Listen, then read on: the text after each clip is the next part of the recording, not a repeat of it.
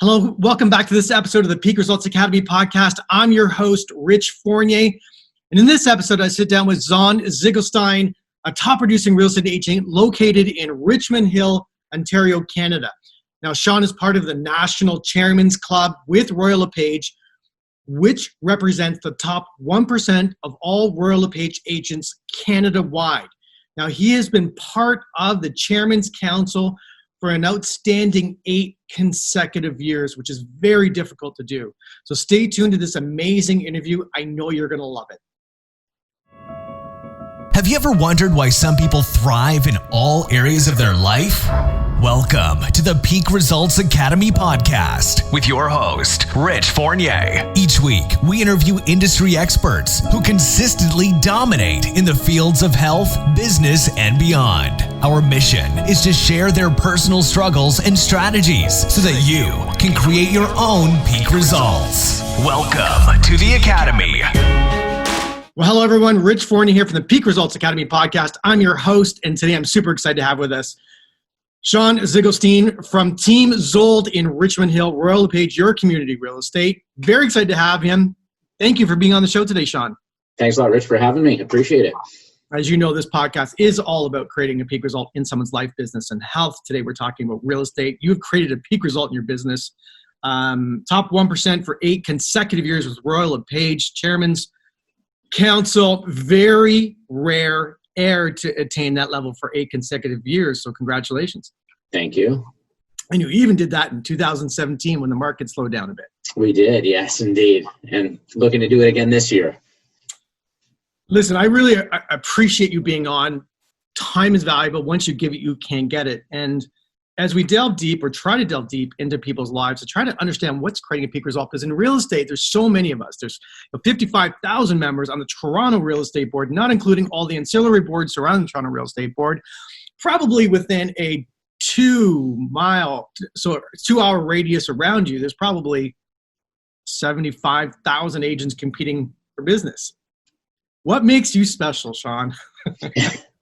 Boy, that's the ultimate question to start out with. Well, again, thanks, Rich, for having me on. I really appreciate it. And I don't think that, I don't know if special is the word. I think that at the end of the day, what we always try to do with our team and what I've done building our business is really just maintain our clients' trust and make sure that they're always looking, to us for any expertise that they may need. So whether it's real estate, whether it's just they need something. And our clients have always been that type that will say, hey, Shawn, I need a good restaurant to go to in this area. Or, hey, Shawn, we need somebody to finish our basement, or we need somebody to fix our roof, or can you recommend a window guy?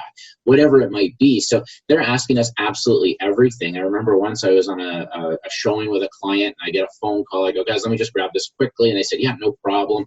And I start giving a recipe for a roast brisket that I make. And they go, oh, was that your wife? And I go, no, my wife doesn't cook. That was one of my clients asking me for a brisket recipe. So it's just one of those things that people know that they can always trust us and get us. And we make sure that at the end of the day, we're going to go that extra mile to make sure that they're looked after no matter what, and just wow them with the best service in the industry. Well, that's amazing. I mean, we'll have to talk about that brisket recipe, but when there's thousands of other agents around you willing to cut commission, cut corners, do whatever the client wants, like, why would they, how do you differentiate yourself, or how have you differentiated yourself from day one? I mean, there's so much competition, like online feeds and there is a ton of it. And really the way that I see it at the end of the day is without this phone, I wouldn't be as good as I am. So the phone is always on. I am the type of person that will reply back instantly. And anyone knows that, whether it's a fellow realtor, whether it's my team members, and whether it's our clients. The biggest thing has been in my career is to be there. and to be active and to be working. And am I a workaholic? Definitely a workaholic. Do I love taking my breaks and my vacations and going golfing and such like that? I love it. It's absolutely, that's what I do this all for, spending time with my family. But at the end of the day, that phone is always on, and people know that they get a response back from me almost instantly. And I think that's what separates me from a lot of other realtors out there is, when I started in the business, people would call me up and they would say, "Oh, I'm surprised you called me so quickly." And I'm like, "Why?" And I said, "Well, we've called 10 other agents and nobody has called us back." So sometimes you get business just from being there and just from answering the phone. And I find that absolutely amazing in this industry of service, that we can't provide the best service possible out there. How are they going to be successful? So you've seen lots of change in this industry, 16 years in this game. And when you started off, did you have a big database of people to access in this game? I didn't. I actually went out. So I was in the restaurant business previously, and before that, I was a butcher. Worked in a butcher shop from the age of 10 on, and then got into the restaurant business. So really, I didn't have a huge database to start with. So I started door knocking, and I remember I got my license February 10th, 2004.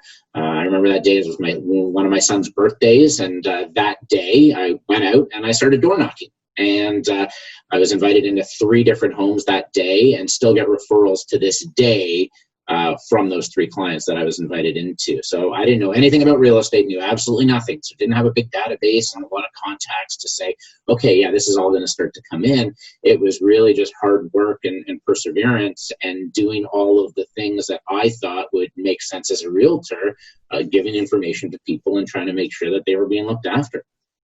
Makes a lot of sense. Now, when you, so have you continued on that door knocking strategy for most of your career? We do door knock occasionally now. Of course, with COVID, I don't think anybody wants to answer their door. So, we've gotten away from that for right now. But for me, really what it has become more than door knocking is just keeping in touch with our clients. And our team members door knock all the time. I will door knock occasionally, mostly for training sessions to make sure that my agents understand how to do the door knocking the right way, rather than just to go through the motions. But what I'm a big believer is really just keeping in touch with people, touching them on a constant basis, making sure that they're aware of what we're doing and how we're doing it, and that we're there for them. It's not, for us, it's not a big advertising machine. We don't have buses, we don't have benches, we don't do a lot of newspaper ads, we don't do TV, radio ads, other than, when I'm on the news, which is always fun. But other than that, really, there's not a lot of other spend other than making sure that our clients are looked after with parties and just touches consistently. So top 1%, and you're not doing any major advertising. This is an interesting thought, but some of the people that I communicate with are spending a lot. I mean, some of the advice I've been given is spend 50% of my revenue on ads, and I don't. I'm an internet guy, but and you don't do any advertising.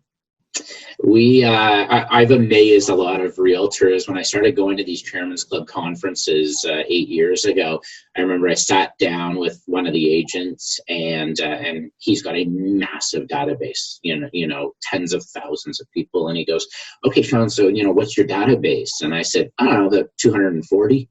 And he said, "What, 240? And I said, "Yeah." And he said, "Well, how are you getting all your business?" I said, "It's all coming from this database."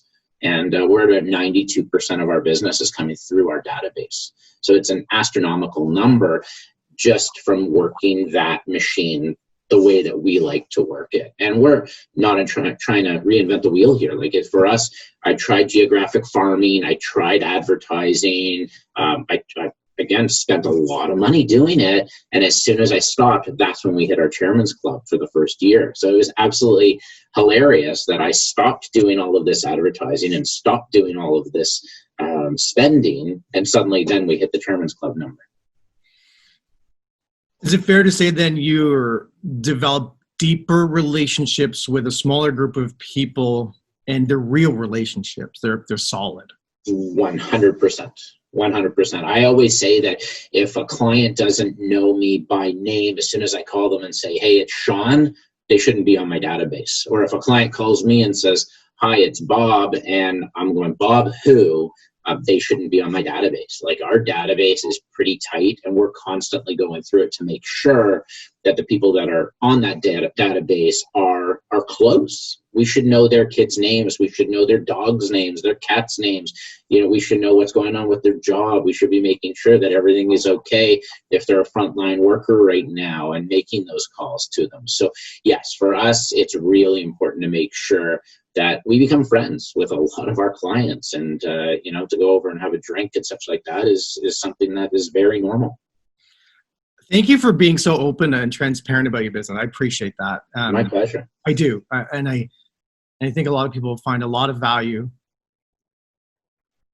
I think they may be in awe that, with a team of 7, right, that your database is that at that level. So that's your personal database. I'm trying to grasp my head around it, because you actually, like you said, I talked to people that got thousands of people in their database. So for the entire team, we're running at about 600 people for the entire team's database. Wow. And it was funny, during our Zoom call last week, we do a weekly team meeting, of course, and then we do weekly accountability meetings with our team members as well. But one of the things was last week that we talked about was, okay, guys, let's look at those numbers, look at your database list, and see who we're sending monthly newsletters out, for example.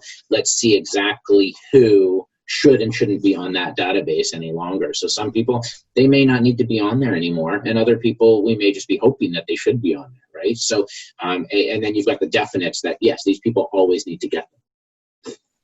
So you just mentioned something. There's people on our list that we're hoping should be on our list. Yes. How do you measure that?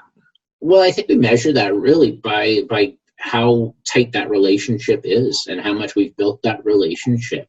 And I'm not a big believer that if you keep, inundating people with information, that they're automatically going to work with you. I think that if people already have someone that they've used in the past, a family member is a realtor, whatever it may be, they're not necessarily a bad lead. But why would I spend, and why would the team spend a lot of extra time and money trying to nurture those leads with a very, very slight chance that something may happen down the road?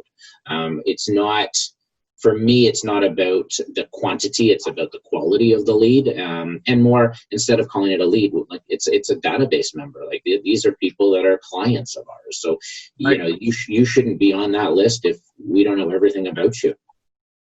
I love the attitude, because then you've developed a community. Yeah. With your life, and people know, like, and trust you on a daily basis, and you're just not the transaction guy. No, definitely not. It's really funny. I think we've all done like the color tests and such like that, and people always say, oh, you've got to be this. And I'm like, nope, I'm so not that. And I am the type of person that likes calling a client on their birthday and saying, hey, happy birthday, rather than a Facebook message or send them a text message. I'll give them a call. Sometimes, because I'm up so early in the mornings, I'll send them a text, and they're like, wow, you're the first one to wish me a happy birthday. My spouse hasn't even wished me a happy birthday yet. So, and then, of course, I'll call the spouse and say, don't forget it's your wife's birthday today. So it's just, somewhat amusing sometimes. That's wonderful. I think it's great, actually. So I'm assuming you must have a very robust CRM system. I know we're getting granular, and we don't usually get too granular, but you have me very intrigued. It's funny. So birthdays, I use Outlook. I put all my birthdays into a spreadsheet on Excel, and then run them all over to Outlook. My assistant basically sends me an invite as soon as we have that client, have that information for the birthday. Then I put it into Outlook. So do my team members. They put it right into their Outlook, and they've got it there ready for them to, go off as an alarm first thing in the morning, and they're all set. And our spreadsheet, because we actually send birthday cards to all of our clients as well, and have for as soon as I started in this business. So before any, business coach or anything like that said, oh, you should send out birthday cards, I was sending out birthday cards, and I would sit there and handwrite my birthday cards every single month, and I still do it to this day. And it's just one of those things. If I have to write 40 cards a month, I write 40 cards a month, or 30 cards a month. It's 30 cards a month. For us, it doesn't matter. Got it. Yeah. That's really interesting. Now, the tenure of your team, do they have they been with you a long time? So one member of my team's been with me 14 years. He's been great. He's just, at the time that he got his license, he said, I just need somebody to manage everything for me and I can just go and sell. So he came on board 14 years ago. The other team members have been between 6 and 3 years. And then one is a newer agent who's just started in the business about 6 months ago. 6 months ago. Yes. If you were to jump in today, Shawn, into this game, would you go solo again, or would you jump on a team? Well, I think the advantage of joining a team definitely is the experience that you can get and the training that you can get. I think it really depends on the team, and it depends on, how well structured they are, number one, and if it works for that person. I think team members, they will come and go throughout the years. I'm thrilled with my team now that, we have had a really good team that has stayed together for quite some time, which is great. We know that everybody is there to help each other out. And I think that's a really important thing. And I grew up playing sports, and I was always part of a team. And I think when you're a single agent starting out, it can get very, very lonely, this business, because you don't have that person. Unless you've got a great manager or a mentor that you can, bounce things off of on a regular basis, you're really waking up every morning going, okay, what do I do now? And you really don't have that structure. So I think the ability to join a team that has that structure and that training is a great sign for a new agent coming in to learn, because I think otherwise they can get lost. You can get lost. And I think to be a team leader, you really have to know how to lead yourself on a daily basis. Be very disciplined, I believe. And if you're not disciplined, it's very difficult to be a shining example for somebody else. Agreed.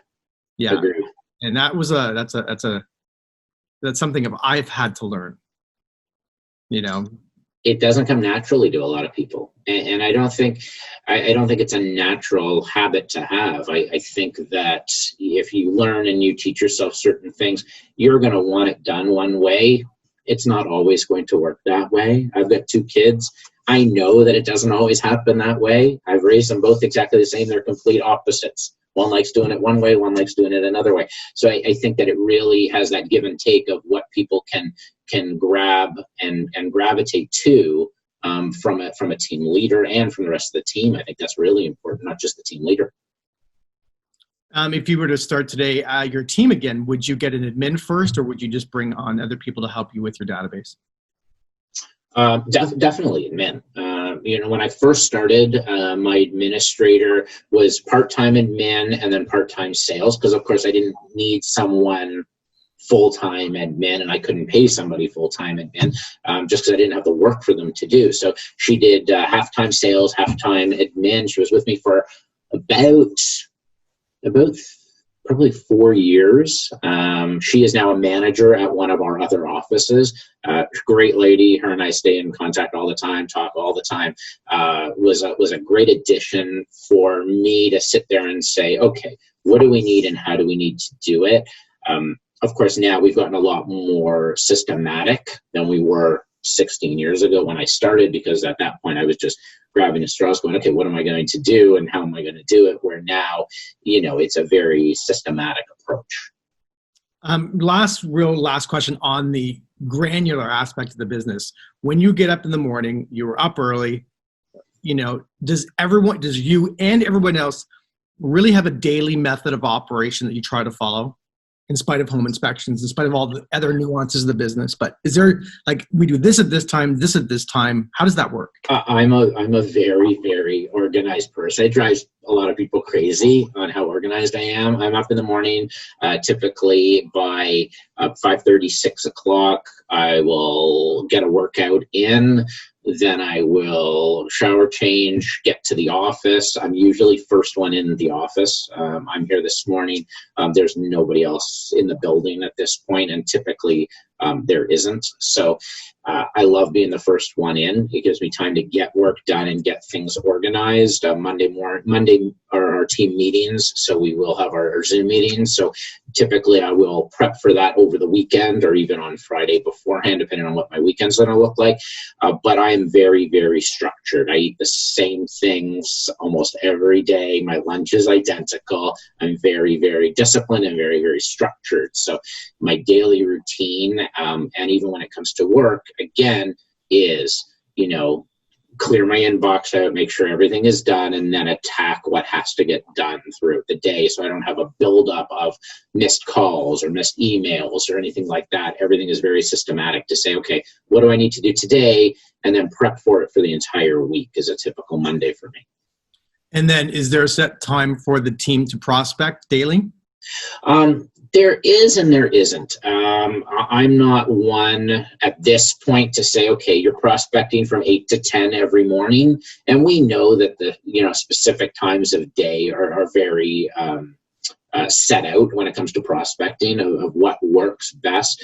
We are going to move to a little bit of that approach moving forward. Probably August 1st is our goal date for that, is to actually have a set time that will be, a prospecting couple of hours that people, will be at the office, at their phone, making phone calls, have a little bell, you ring it when you get an appointment, whatever it might be, just to help motivate everybody and keep everybody together in order to do that. Thank you for that. I appreciate that. It's good advice. I think that most people just wander into the office and saying, what do I do next? Totally. Who do I call? What should I do? Oh, YouTube video. Let's listen to the podcast. Mm-hmm. A new guy on all the time. Yeah. And I think it's really good advice, and it shows me, and it shows our listeners, that to have. And you don't seem like a stressed guy. You're very focused, and so can you say, you seem very relaxed, and I say that as a compliment, because whoever's listening can't see you, and if they're want to watch the YouTube video, they'll get a better sense of you. Can you say because this business can be very stressful, and it is lonely for most people. Would you say your organization keeps the stress levels down? Yeah, it's funny that you mentioned that. I don't get stressed. People laugh, drives my wife bananas, and she's like, how do you not get stressed about this? And my wife's a high school vice principal, so she's got a lot of stuff coming at her all the time. But even my team members, yes, am I excited about things? Definitely. When we get a new listing, am I thrilled? Yes, but okay, what's next now? So let's keep going. So I try to, this business is up and down. There's so many ups and downs with it.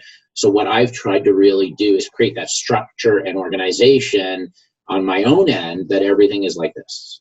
And I am very, very calm. I don't have those massive ups or those massive downs. I can't even remember the last time that I got totally stressed out about something, or really don't care. No, it's always the same. I care, and I make sure that everything is done properly, and that way I don't feel stressed in the least. Was that learned from you, or were you that way in the beginning? I'm assuming, I don't know if your wife was working at the time, but revenue in the beginning you don't eat for 16 months. Yeah, you don't. And I remember when I first started in the business, I quit my job and jumped in with both feet, and my wife was working, and we had a dog, we had 2 kids, we had a new house with a large mortgage on it, and I sat there and went, oh my goodness, what am I going to do? And I said to one of my managers, I went into her office, and she was a great lady. She's now an agent, just, once in a while does a deal. But she's retired from the managing side of things. And she said, Shawn, don't worry. Everything that you're doing is going to work. And I said, okay, but I'm like, I don't have any money here. I don't know what I'm going to do. And I took a commission advance on my first deal, which took me 3 months to sell my first house getting into the business. So was that a little bit stressful? It was, but my attitude never changes. Okay. All right. If that's what you're looking for. Yeah. Because I see the highs and lows, and when we've had our highs and lows, we came to a market, we didn't know anyone. Zero circle of influence, 3 kids, dog, house, you know what I mean? And no circle of influence, zero database. That was, I had to be very focused up here in my mind. Like I had to have a very clear mindset. And I also had to have faith that the activity would produce a result. Right. And I think that for a lot of people don't do the activity because they're scared it's not going to produce a result. Right. Yeah. And I think a lot of people have, I call it shiny object syndrome. So that they see something new and they go, oh, we got to try this. And oh, we got to try this. And oh, we got to try that. I think the more you can focus on the things that you're good at, the less stress you're going to be because you know that it is going to have those results for you. But at the end of the day, you've got to do what's right for you and make sure that that's your business and that's your model. But I don't think that just because something comes out and it's new and it's shiny and it's going to reinvent the world, I don't see it happening. I think that you stick with what works. And don't get me wrong, I think technology is super important. We use it on a regular basis. We've changed our business in order to use it. But I'm also not of the belief that it's the only way to get new business. I think you've got to still meet people and talk to people. They want to do business with people that they like. I think that's really important. I agree with you. So 8 years at the top of the game keeps you driven every single day emotionally to keep going. Yeah. Is there something that pulls you? Is there a reason why you're still running and gunning?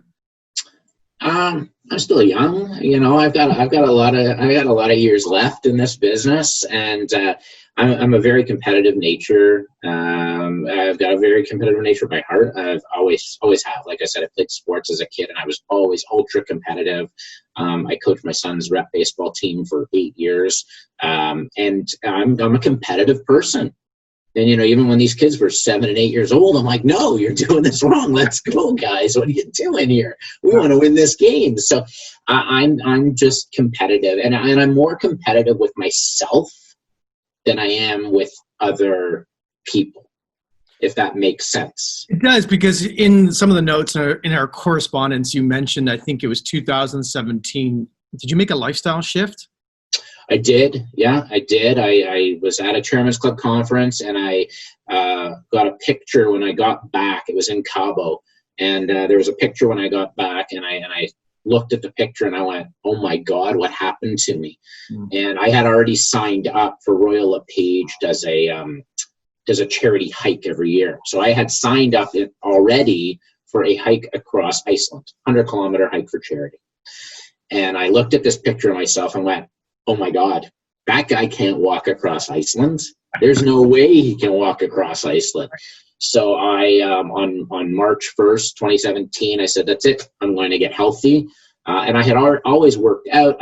My eating habits sucked, and I would go across the road from my office and grab Harvey's hamburgers for lunch, and, McDonald's all the time, and pizza and stuff like that, and garbage. So I made an effort to say, that's it. I'm done with this. And I started working out, watching what I was eating, and have stuck to that to this day. And, I was down, I was down about 45 pounds from my peak, which was just, unbelievable for me. I was thrilled about that, and have, kept it off and gotten stronger. So I'm really happy about that. Is that really contributing to your continued success? Do you find you have a clearer mind? Totally. If I didn't work out, I think I would go a little bit stir crazy. I know if I don't have like a workout for a day and a half or 2 days, I'm like, okay, I got to go work out. That's great. And even at the beginning of COVID, I was working out a couple times a day just because, nobody wanted to talk real estate. So I'd work at 6 o'clock in the morning, and then 6 o'clock at night, I would just do 2 workouts. That's great. That's great. Some of us will figure out ways to deal with our stress and to motivate us. Some will have a glass of wine, and some are going to the gym. I think you made a better choice. Yeah, nothing wrong with a glass of wine, though, too. Well, then the bottle kicks in later. But exactly, true. When you look at our industry, or any industry, but let's look at real estate. I think real estate's a very unique industry. It's very difficult to sell a business. I've seen examples of it, but the churn rate, meaning the people that come in and come out and drop out of the business, is extraordinarily high, running close to 90% over 5 years. What are the top 3 things that you can think that have enabled you to be in that rarefied air in terms of the top 1% of rural LePage? Yeah, I think that's really a great question. I think number one, the way that I always look at it is consistency for me is huge. My schedule, my organization, and then my drive. I think really those are really the 3 things. I'm always the type of person that wants to learn more, that wants to get better, that wants to do the absolute best for our clients. And I think without having those 3 things in place, you're never going to get it. I'm a very loyal person as well, and other agents know that, and my team knows that when it comes to loyalty, I'm a believer that the people I'm going to refer business to, I'm going to be loyal to them. They're going to hopefully be loyal in return. My clients, I'm going to be loyal to them, make sure that they're really, really looked after, and hopefully they're going to be loyal in return. And I think that consistency and that scheduling and knowing that I've created almost like a job for myself. Yes, it's a career, it's a business, but to have the structure that I do in place, it feels like it's a job. Like for me, I wake up in the morning, I have the same routine all the time. And in real estate, like you said, most people will walk in and go, okay, what am I going to do today? They have no idea. And, it's easy to get lost in chores or in, Facebook or Instagram or wherever they're going to start looking. So it's very easy to get lost in those things. And I just don't allow myself to get to that point. Yeah, we talk about some of the work we do. We talk about non-productive activities versus productive activities. What is actually getting you closer to a relationship every single day? But there is something different about you, or something different about people who are in this business who are producing and serving lots of people. And there seems to be a gap between knowing something and doing something. The execution of an idea, and execution of picking up the phone or going to knock on the door. Like there's such hesitancy in our business to go do the things that are necessary to create a result. And I'm trying to understand, what is that magic? What takes someone from saying, oh my God, I'm going to sit in my office all day and look at the phone or look at my computer, versus the person executing on it? Like what filled that gap for you? Was it was it drive? But drive, I have tons of drive, but I may not pick up the phone 100 times today. And I'm not one to sit there and cold call. I've always hated cold calling. I'll be honest with you. Never liked it. Yeah. Right? I would rather door knock than cold call any day. And I was good at cold calling. And it was really funny. We had a lead come in probably 8 months ago, and one of my agents like, oh, no, these leads, they're awful. I'm like, come on, how awful can they be? And I picked up the phone. She was sitting in the office, and I pick up the phone and I dial the number. And I get the person on the phone. Oh yeah, I'm moving from Minnesota and I need to, purchase a house and we're getting relocated. I said, oh, that's fantastic, no problem. Got them like that. They ended up buying a house with us. And my agent's sitting there just shaking her head. She goes, all right, that was just luck. I'm like, no, it's still knowing what you're doing, but just going through the process to make sure that you're doing it the right way.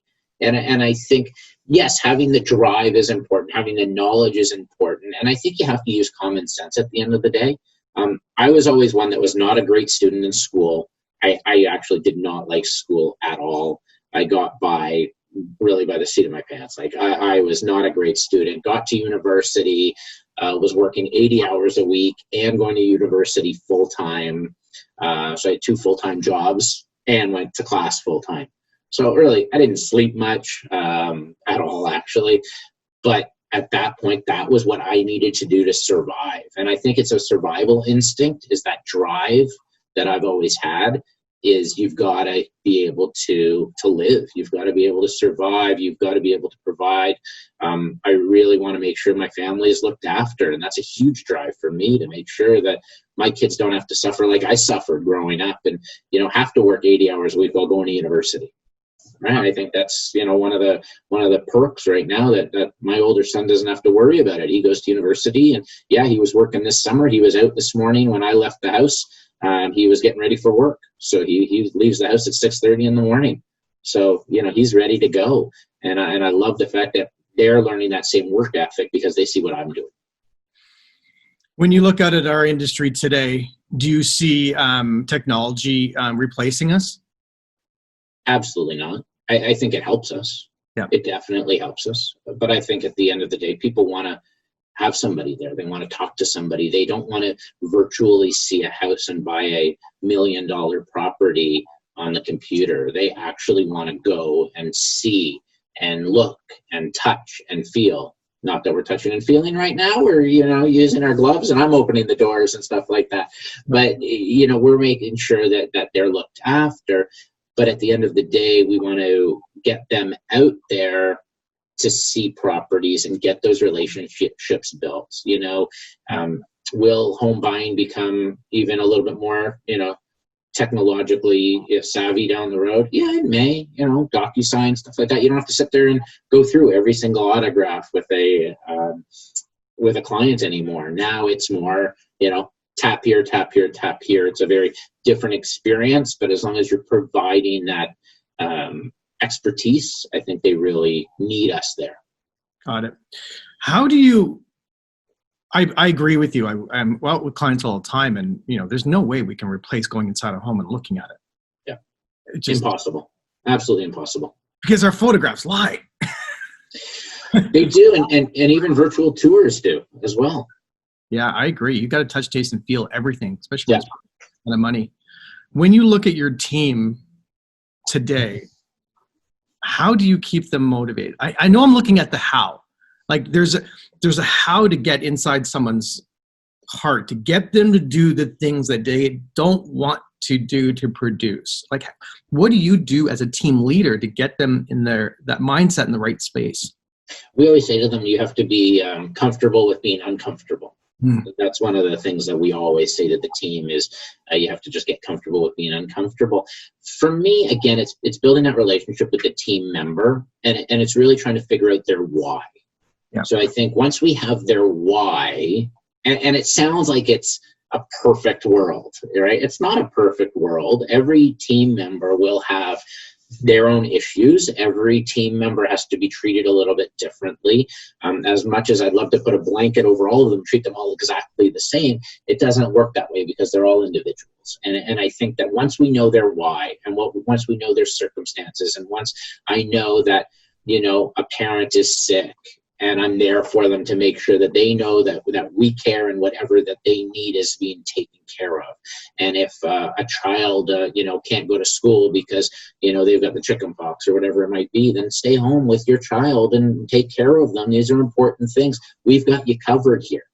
And I think that's really important, is for them to know that I respect them and I want to make sure that they know that. I think that's the biggest way to get into their mind to say, guys, we're here for you. And can I help motivate them? Absolutely. But can I motivate them as well as I can motivate myself? Absolutely not. Absolutely impossible. So I think they have to be able to motivate themselves, and they all have different drives. And I've got one agent right now that has said to me, Shawn, I want you to kick my ass. That's what she said to me. I need you to kick my ass. And I said, okay, I'm going to hold you accountable and I'm going to kick your butt. And that's what I said to her. But she needs that, where other ones don't need that. Other ones need you to, coddle them a little bit or talk them through different things. But some of them need tough love, and they want tough love. That's right. Do you have someone in your corner that you work with to talk about your business, and a business coach or someone to work with in your organization? Do you work with someone today? So I don't have a business coach that I use. I have had coaches in the past and talked to different coaches. I'm very, very lucky. So I've got, number one, my broker is an amazing woman, Vivian Reese. She's the largest royal LePage across the country. She's a great woman. And from day one that I started in this business, I interviewed with her. And I remember I went home and I had interviews set up with all these other different real estate companies. And I interviewed with Vivian, and I said to her, okay, Vivian, I want to make $50,000 a year because I'm going to be really happy at $50,000 a year because that's what I was making in the restaurant business. And she looked at me, she goes, 50,000. I said, yeah, 50,000. She goes, Shawn, you're going to make much more than 50,000. And I remember at our awards that first year, she pulls me aside when she calls me up on stage. I was named Rookie of the Year. And she says, 50,000, eh? And I'm like, yeah, don't worry about the 50,000. And still to this day, she still says it. So it's pretty funny. So she is one person that I will talk to almost every morning. She's in the office every day. I will go by her office and chat, even if it's for 2 minutes. Just say, hey, how's it going? Here's something that we're working on. What do you think? So I will throw ideas to her. Another great advantage of being with Royal LePage, being part of the Chairman's Club, is I've got 180 members of the Chairman's Club that I can pick anybody's brain at any time, and they're all willing to help. And I think that's a huge thing that I have is, number one, a great broker. Number two, just a great group of people that we can socialize. We can talk business, and we always end up talking business. And if a couple of us got together a couple weeks ago and we sat 6 feet apart from each other, don't worry, and we talked business. And it's amazing that the phone calls that I can make or a text message that I can send and get such an immediate response from a fellow high performing agent, it's something that is invaluable. Like, I couldn't get that anywhere else. Yeah, I don't see that anywhere else, actually. Yeah, it's an amazing thing. And like I said, just to sit there and have the ability to call somebody and say, hey, what did you do with this? Or, what's your team plan? And what's your commission structure? And what are you doing for this? And do you have a listing presentation I can take a look at? Everybody is willing to share everything. Yeah, sure, I'll email it over to you right away. No problem. And right away you get it. And it's so nice to have that camaraderie within the brand that everybody's always willing to help each other out. Yeah, it creates a lot of loyalty. It does. Definitely. That's a big fence around that group. Yes, there is. There is. Just hit me. Yeah. I can understand that now. If you were to start today, would you generate leads online? Would I generate leads online? Like today, you don't know anyone, just starting today, brand new in the world of COVID. What are you going to do? It's an expensive experiment to pull leads online. A lot of people will do it all themselves. And if they're doing it all themselves, then how much time are they actually spending talking to people instead of just programming things online? Right. So, the question becomes, are you working on the marketing side of things and just trying to generate those leads, or are you able to actually service those leads? And we also know that internet leads are 1% to 2% conversion rate at the absolute maximum. Some people say they get, 5, 6, 7%. I think those numbers have got to be crazy because I don't think anybody really is getting that. But I think if you're getting 1 to 2%, how valuable is that time? We do some internet leads now. We have started doing some internet leads for the team, not for me. I don't want to touch those things. I leave those for the team. But it really, our core business and what I believe in to my heart is that you've got to build those relationships. And a lot of internet leads are not there to build long-term relationships. Not saying that you can't, because I think some of them, they need that, and you will build that long-term relationship with them. But others, if they're there just as a transaction, it's not the same as what we like to do. Yeah, I can see that. When we started here, we didn't know anyone, so we went right at the internet. And what's really interesting, though, I'll share with you that. So we're entering into the fourth year, and those relationships can be done digitally, and we have been able to go and have drinks with these people and develop those relationships over these 4 years. And I'm pleasantly surprised to tell you that it can work. Yeah, and I think it can work. It's just a numbers game, right? And how many of them do you have to keep calling, and how expensive does it get to get that one client that you're going to, like you said, sit and have a drink with and such like that? And we have done that. Like I said, we've done it as well. We've brought them into the system that we typically do, and that's a great goal for us, is bring them in and show them what we do, and invite them to our movie day, and invite them to the pumpkin patch, and do all of those different things with them, and they're like, wow, this is amazing. Right?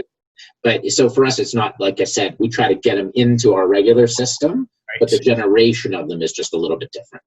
I see that for sure. Yeah. When you look out the rest of the year, lots of things happening in the world of real estate in Ontario. because Ontario is the world. Let's face it. I'm just kidding. To the rest of our listeners, no, it's a serious question. We look out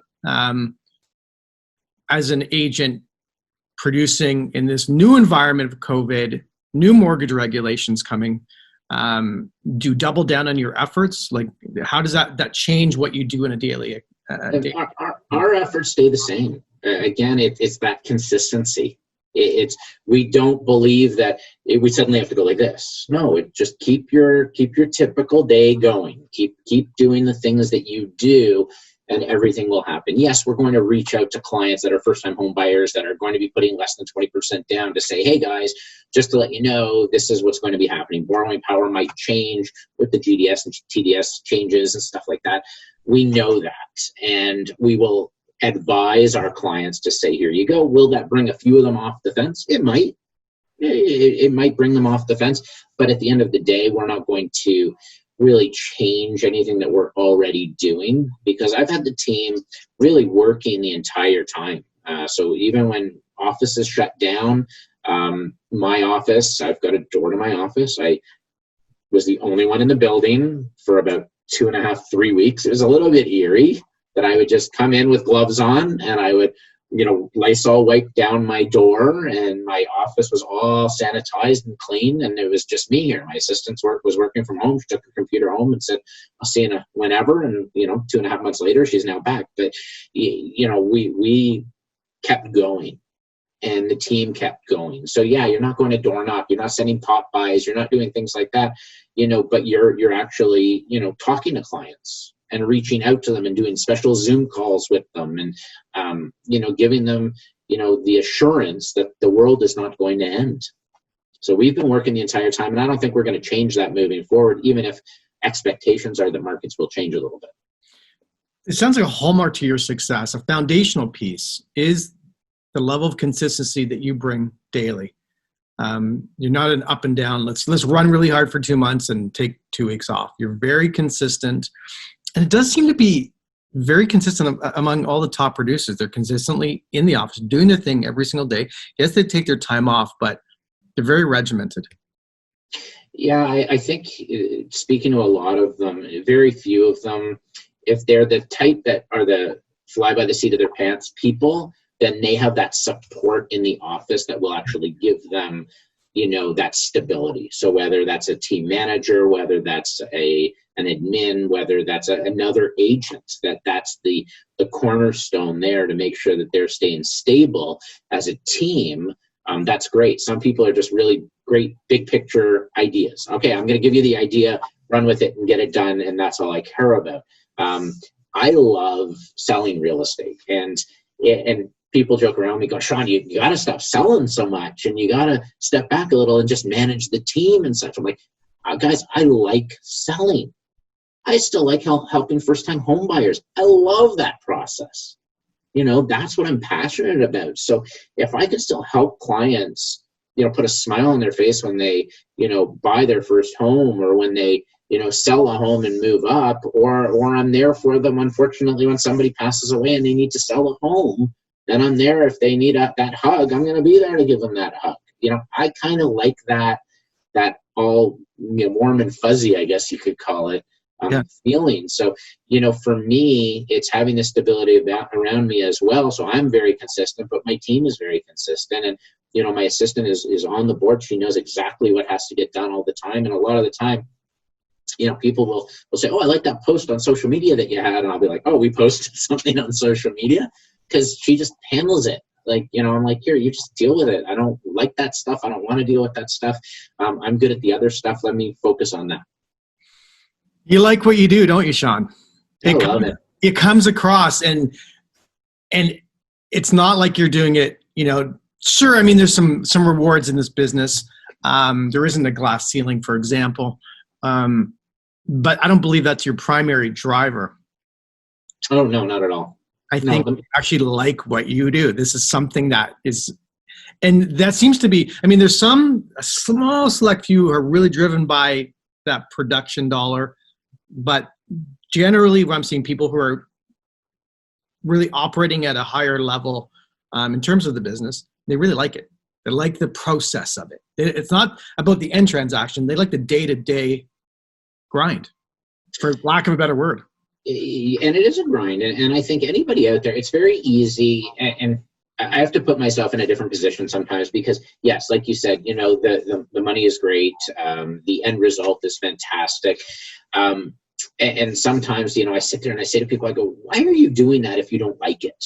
Go do something that you like and figure out what you enjoy. And I keep saying that and stressing that to my kids. I'm like, guys, go and find something to do for a career. And one's 17 and one is 19 that you love to do. My wife is passionate about teaching. She's a vice principal now. She misses the, day-to-day teaching of the kids, but she makes sure that she knows almost all the kids' names. She's learned everything about them all. She walks around the school constantly. So she's still getting that. And I say to my kids, same thing. I'm like, guys, what are you passionate about? What do you want to do? What do you love? And at 17 and 19, I didn't know what I wanted to do. I'm sure you didn't know what you wanted to do. And most people don't. But I think if you don't like what you're going to do, then go find something that you like to do. I always knew what I wanted to do, but I didn't have the courage to do it. There you go. And was that doing real estate? It was part of it for sure. What I'm doing now in terms of what we do with Peak Results and the stuff in the back end, I knew at a younger age, but I definitely didn't have the self-confidence or the self-image to do the activity necessary to do it. Right. Yeah, that was an emotional problem. It was a maturity problem. But I think that's a lot of people. I think a lot of people, they don't know, right? They really don't know what their passion is and what they love to do.